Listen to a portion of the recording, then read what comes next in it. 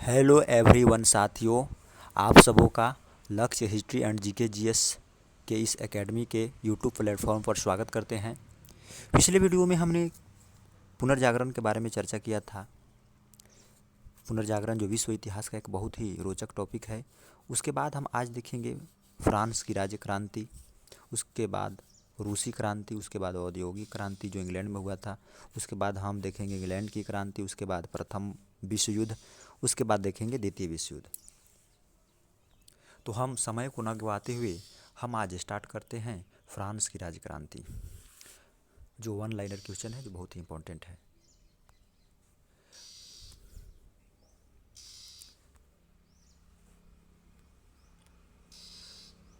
समानता, स्वतंत्रता और बंधुत्व का नारा फ्रांस की राज्य क्रांति की देन है।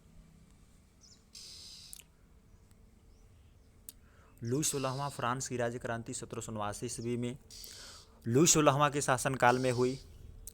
फ्रांस की राज्य क्रांति किसके शासनकाल में हुई थी? तो 1789 ईस्वी में लुई 16वां के शासनकाल में हुई। इस समय फ्रांस में सामंती व्यवस्था थी। मैं ही राज्य हूँ, मेरे शब्द ही कानून है। मैं ही राज्य हूँ, मेरे शब्द ही कानून है, यह कथन लुई 16वां का है।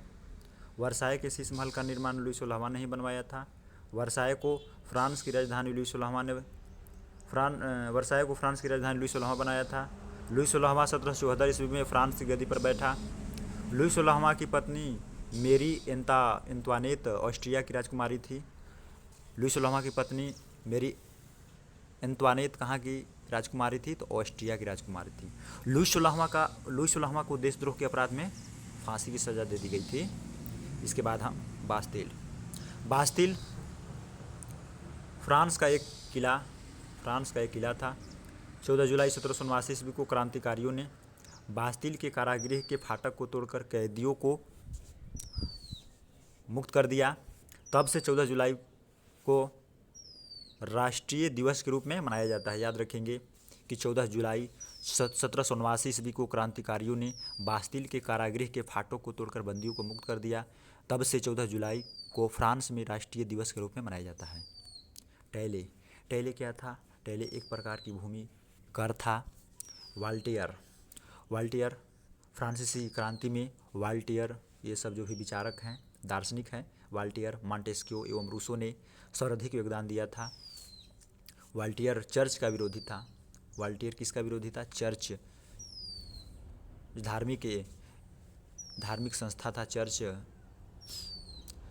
इसके बाद लेटर्स ऑन इंग्लिश वाल्टियर की रचना है। 100 चूहों की अपेक्षा एक सिंह का शासन उत्तम है, यह उक्ति वाल्टियर की है। वाल्टियर। रूसो फ्रांसीसी क्रांति में रूसो, मॉन्टेस्क्यू एवं वाल्टियर ने सर्वाधिक योगदान दिया। रूसो फ्रांस में प्रजातंत्रात्मक शासन पद्धति का समर्थक था। सोशल कॉन्ट्रैक्ट रूसो की रचना है। मॉन्टेस्क्यू फ्रांसीसी क्रांति में मॉन्टेस्क्यू, रूसो एवं वाल्टियर ने सर्वाधिक योगदान दिया। कानून की आत्मा की रचना मॉन्टेस्क्यू ने की थी। हर्डर फ्रांसीसी क्रांति में योगदान। सांस्कृतिक राष्ट्रीयता का जनक हर्डर को कहा जाता है। नेपोलियन पूछा जाएगा कि सांस्कृतिक राष्ट्रीयता का जनक किसे कहा जाता है? तो हर्डर को कहा जाता है सांस्कृतिक राष्ट्रीयता का जनक।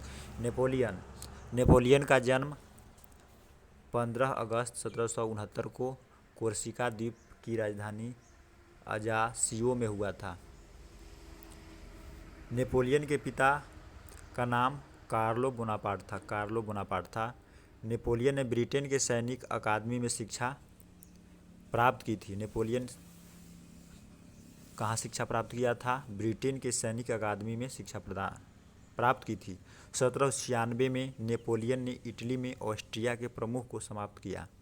नेपोलियन 1799 ईस्वी में प्रथम कौंसल बना और 1802 ईस्वी में जीवन भर के लिए कौंसल बन गया। 1804 ईस्वी में नेपोलियन फ्रांस का सम्राट बना। 1804 ईस्वी में नेपोलियन फ्रांस का सम्राट बना। और एक और मुख्य बात याद रखेंगे कि आधुनिक फ्रांस का निर्माता नेपोलियन को माना जाता है।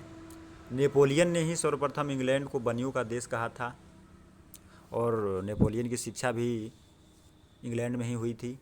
नेपोलियन ने पत्नी जोजेफाइन को तलाक देकर ऑस्ट्रिया की राजकुमारी मोरिया लुइसा से शादी की। ट्राफलगर का युद्ध 21 अक्टूबर 1805 ईस्वी में इंग्लैंड एवं नेपोलियन के बीच हुआ। नेपोलियन के बैंक ऑफ फ्रांस की स्थापना 1800 ईस्वी में की। नेपोलियन ने कानूनों का संग्रह तैयार करवाया जिसे नेपोलियन कोड कहा जाता है। नेपोलियन को नील नदी के युद्ध में अंग्रेजी जहाजी बेड़ों के नायक नेल्सन के हाथों बुरी तरह पराजित होना पड़ा।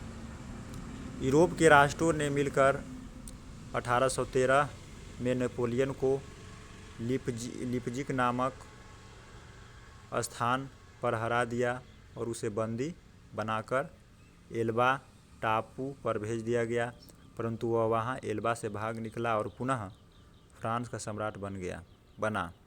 अंततः मित्र राष्ट्रों को सेना ने नेपोलियन को 18 जून 1815 ईस्वी को वाटरलू के युद्ध में पराजित कर बंदी बना लिया और उसे सेंट हेलेना के द्वीप पर भेज दिया। वहां 1821 ईस्वी में उसकी मृत्यु हो गई। नेपोलियन लिट्स कॉर्पोरल के नाम से जाना जाता है। नेपोलियन के पतन का कारण था उसका रूस पर आक्रमण करना। इंग्लैंड के वाणिज्य एवं व्यापार का बहिष्कार करने के लिए नेपोलियन ने महाद्वीपीय व्यवस्था का सूत्रपात किया था। पूछा जाता है कि महाद्वीपीय व्यवस्था का सूत्रपात किसने किया था, तो आपको बताना होगा कि इंग्लैंड के वाणिज्य एवं व्यापार का बहिष्कार करने के लिए नेपोलियन ने महाद्वीपीय व्यवस्था का सूत्रपात किया था। वीना कांग्रेस समझौता के तहत यूरोप के राष्ट्रों ने 1815 ईस्वी में फ्रांस के प्रभुत्व को समाप्त किया। माप तौल की दशमलव प्रणाली फ्रांस की देन है।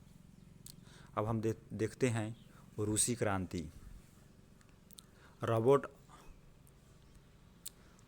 ओवेन वेल्स निवासी समाजवाद शब्द का सर्वप्रथम प्रयोग।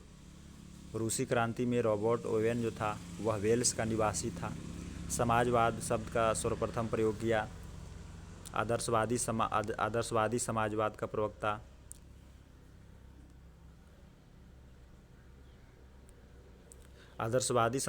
प्रवक्ता रॉबर्ट ओवेन को माना जाता है। कार्ल मार्क्स कहाँ का निवासी था, तो जर्मनी का निवासी था।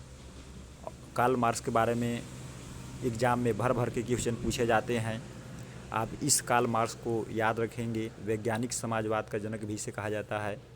यह संस्थापक ही था वैज्ञानिक समाजवाद का। कार्ल मार्क्स ने दास कैपिटल और कम्युनिस्ट मैनिफेस्टो नामक पुस्तक लिखी है। दुनिया के मजदूर एक हो का नारा कार्ल मार्क्स ने दिया। कार्ल मार्क्स का आजीवन साथी रहा फ्रेडरिक एंजेल्स सेंट साइमन। फ्रांसीसी साम्यवाद का जनक सेंट साइमन को माना जाता है। इसके बाद जॉर्ज, ये हम किस क्रांति में पढ़ रहे हैं, रूसी क्रांति में देख रहे हैं। ये सब जो भी व्यक्तित्व हैं वो रूस के ही हैं। फेबियन सोशलिज्म का नेतृत्व जॉर्ज बर्नार्ड शॉ ने किया। लंदन में फेबियन सोसाइटी की स्थापना 1884 में हुई। 1761 ईस्वी में ब्रिंडले नामक इंजीनियर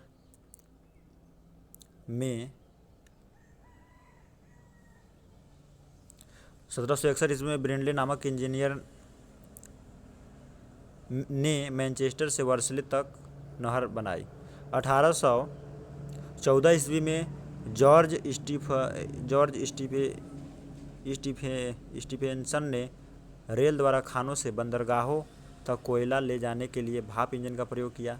ये सब बहुत ही इंपॉर्टेंट क्वेश्चन है कि किसने रेल द्वारा खानों से बंदरगाहों तक कोयला ले जाने के लिए भाप इंजन का प्रयोग किया, तो जॉर्ज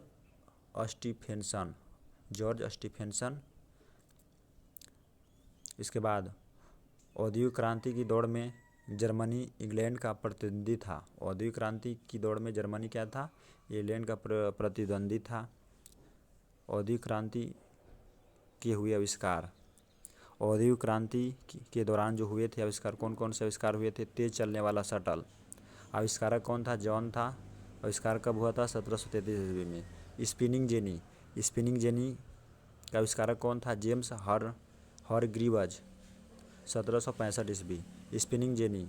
रिचर्ड आर्कराइट। 1767। पानी की शक्ति से चालित स्पिनिंग म्यूल। क्रॉम्पटन। 1766। घोड़ा द्वारा चलाए जाने वाला करघा। Cartwright. Safety lamp. Humphry Davy. 1815। अब हम देखते हैं इंग्लैंड में क्रांति। इंग्लैंड में गृह युद्ध चार्ल्स प्रथम के शासनकाल में 1642 ईस्वी में हुआ। इंग्लैंड में गौरवपूर्ण क्रांति 1688 ईस्वी में हुई। उस समय इंग्लैंड का शासक जेम्स द्वितीय था। 100 वर्षीय युद्ध इंग्लैंड एवं फ्रांस के बीच हुआ। गुलाबों का युद्ध भी इंग्लैंड में हुआ। इंग्लैंड के सामंतों ने राजा जॉन को सन 1215 ईस्वी में एक अधिकार पत्र पर हस्ताक्षर करने को मजबूर किया। इस अधिकार पत्र को मैग्ना कार्टा कहा जाता है। यह सर्वसाधारण के अधिकारों का घोषणा पत्र था। ट्यूडर वंश के शक्तिशाली राजाओं के शासनकाल में संसद उनके हाथों में कठपुतली बनी रही। एलिजाबेथ प्रथम का संबंध ट्यूडर वंश से था। इंग्लैंड में गृह युद्ध 7 वर्षों तक चला। इंग्लैंड के राजा चार्ल्स प्रथम को फांसी की सजा दे दी गई। गृह युद्ध के दौरान राजा के समर्थकों को कैवेलियर कहा गया था और संसद के समर्थकों को राउंड हेडर्स कहा गया। अब हम देखते हैं प्रथम विश्व युद्ध।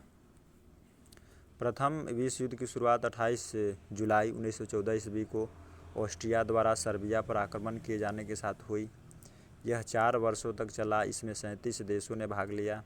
प्रथम विश्व युद्ध का तत्कालीन कारण ऑस्ट्रिया के राजकुमार फर्डिनेंड की बोस्निया की राजधानी सेराजोवा में हत्या बताई जाती है। प्रथम विश्व युद्ध में संपूर्ण विश्व 2 खेमों में बंट गया, जिसमें मित्र राष्ट्र एवं धुरी राष्ट्र। अब हम देखते हैं द्वितीय विश्व युद्ध। द्वितीय विश्व युद्ध 1 सितंबर 1939 को जर्मनी ने पोलैंड पर आक्रमण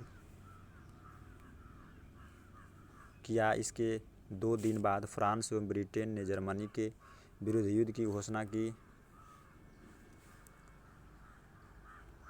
और इसी के साथ द्वितीय विश्व युद्ध की शुरुआत हुई। यह 6 वर्षों तक लड़ा गया।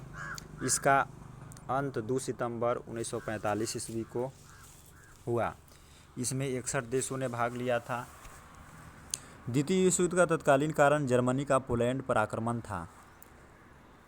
पूछा जाता है कि द्वितीय विश्व युद्ध का तत्कालीन कारण क्या था? तो जर्मनी का पोलैंड पर आक्रमण था। द्वितीय विश्व युद्ध के दौरान जर्मन जनरल रोमेल का नाम डेजर्ट फॉक्स रखा गया था। म्यूनिख पैक्ट सितंबर 1939 में संपन्न हुआ। जर्मनी ने वर्साई की संधि का उल्लंघन 1935 ईस्वी में किया। स्पेन में गृह युद्ध 1936 ईस्वी में शुरू हुआ।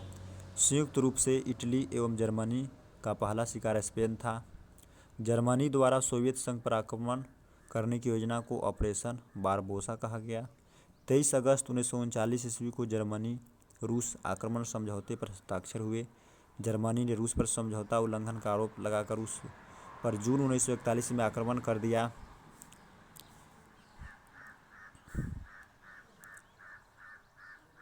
जर्मनी की ओर से द्वितीय विश्व युद्ध में 10 जून 1940 ईस्वी को इटली ने प्रवेश किया। अमेरिका का द्वितीय विश्व युद्ध में प्रवेश 8 दिसंबर। अमेरिका का द्वितीय विश्व युद्ध में प्रवेश कितना का हुआ था? 8 दिसंबर 1941 को ईस्वी को हुआ था। यह सब क्वेश्चन वन लाइनर में पूछा जा सकता है, जो भी इम्पोर्टेंट है। द्वितीय विश्व युद्ध के समय इंग्लैंड का प्रधानमंत्री विंस्टन चर्चिल था। ये तो एकदम इम्पोर्टेंट है। द्वितीय विश्व युद्ध के समय इंग्लैंड का प्रधानमंत्री कौन था? Winston Churchill. एक अमेरिका का राष्ट्रपति फ्रैंकलिन डी रूजवेल्ट था। इंग्लैंड का याद रखेंगे विंस्टन चर्चिल और अमेरिका का राष्ट्रपति फ्रैंकलिन डी रूजवेल्ट था। इंग्लैंड की शानदार अलगाववाद की नीति का विचारक शेली सेवरी था। वर्साई की संधि को आरोपित संधि के नाम से जाना जाता है। द्वितीय विश्व युद्ध में जर्मनी की पराजय का श्रेय रूस को दिया जाता है। द्वितीय विश्व युद्ध के दौरान अमेरिका ने 6 अगस्त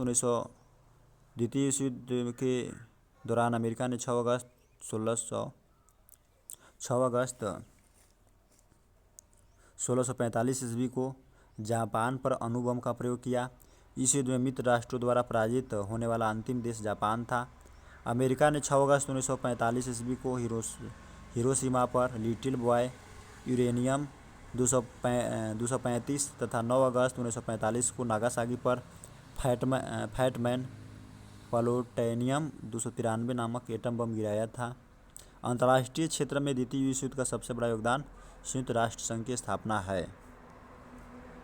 तो आज के लिए इतना ही। हमने विश्व इतिहास का पूरा आपको एक नज़र में परिचय दे दिया और उसके जो भी वन लाइनर क्वेश्चन थे उन सब के बारे में हमने चर्चा किया। हमको लगता है कि जो भी हमारा विश्व इतिहास का जो भी रोचक टॉपिक था वह हमने लाया और आप उसके संपूर्ण इसके बारीकियों को समझे होंगे। आज के लिए धन्यवाद। हमारा जो लक्ष्य history and GK GS channel है यह बीए सभी सेमेस्टर वालों के लिए फ़ायदेमंद साबित हो रहा होगा। और इसके अलावा जीके जीएस से भी अगर आप जुड़ना चाहते हैं तो हमारे चैनल को सब्सक्राइब कर लीजिए। यह एक संजीवनी का काम करेगा। यह पढ़ने के लिए आपको प्रेरित करेगा। कुछ न कुछ तो इसमें ज़रूर रहेगा जो आपको पढ़ने के लिए मदद करेगा। धन्यवाद। जय हिंद, जय भारत।